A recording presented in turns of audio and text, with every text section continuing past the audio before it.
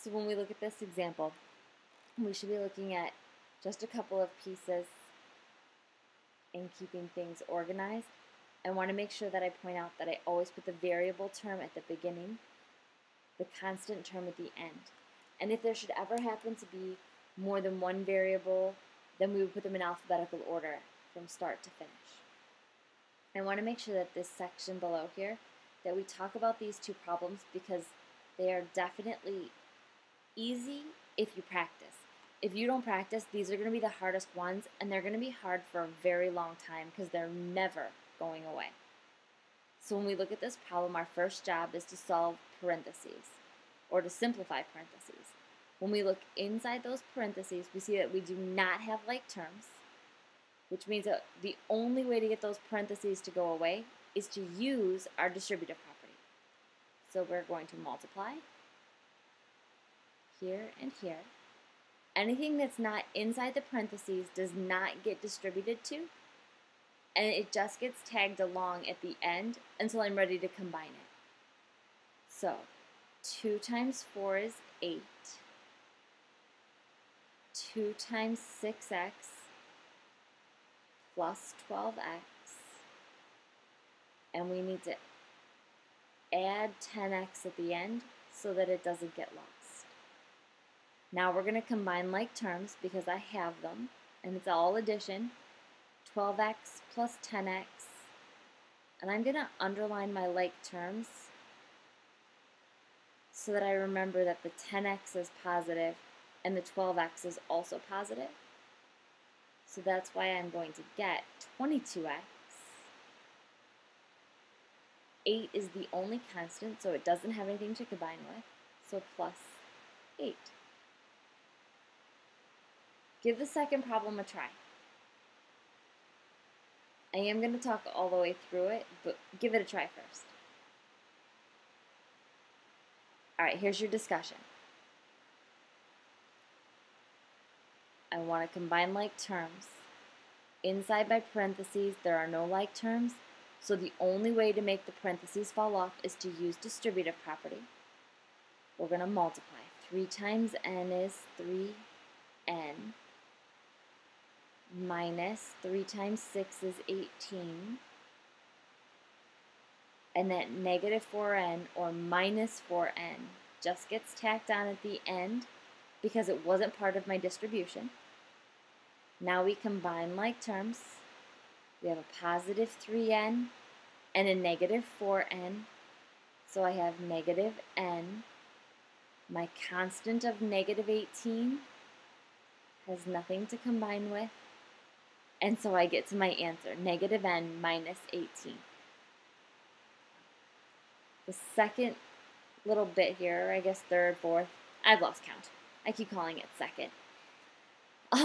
We need to look at perimeter and area of a rectangle. So when we look at perimeter and area of a rectangle, let's start with some formulas. Perimeter for a rectangle. Do you remember it? Oh, you have to. Alright, 2 lengths plus 2 widths. Because we need to add up all the sides. That's the definition of perimeter. When we talk about area of a rectangle, we always take the length times the width. Although some of your teachers may have said base times height, I prefer length times width because it's just what I'm comfortable with and what I learned. But if you prefer base times height, I am okay with that. Now, for some reason, my example looks like it's missing a length. And hopefully this doesn't happen too often to us. I know it does not happen in your homework or your practice problems. So just for the sake of making life easy, can we please call this side right here 5? And since we know it's a rectangle, it really means both sides are 5. And they already told me that the long side is x plus 2.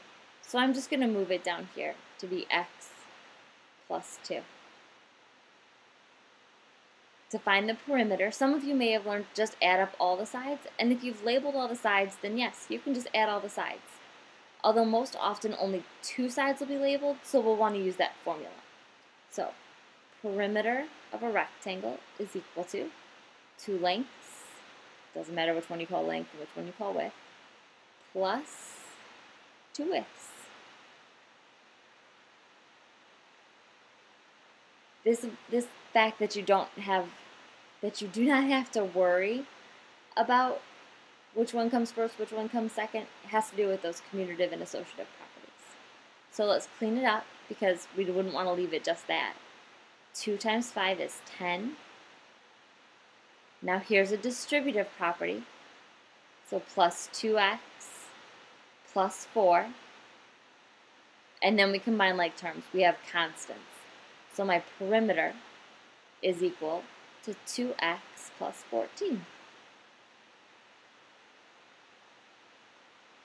Now we use the same idea. Getting sloppy with that pen here.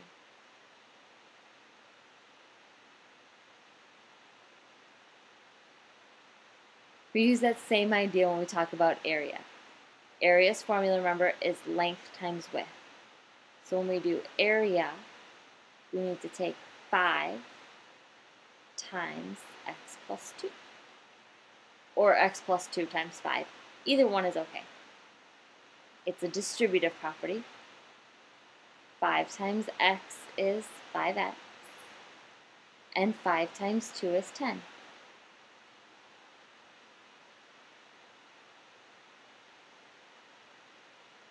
And that is how we find the perimeter and the area of a rectangle.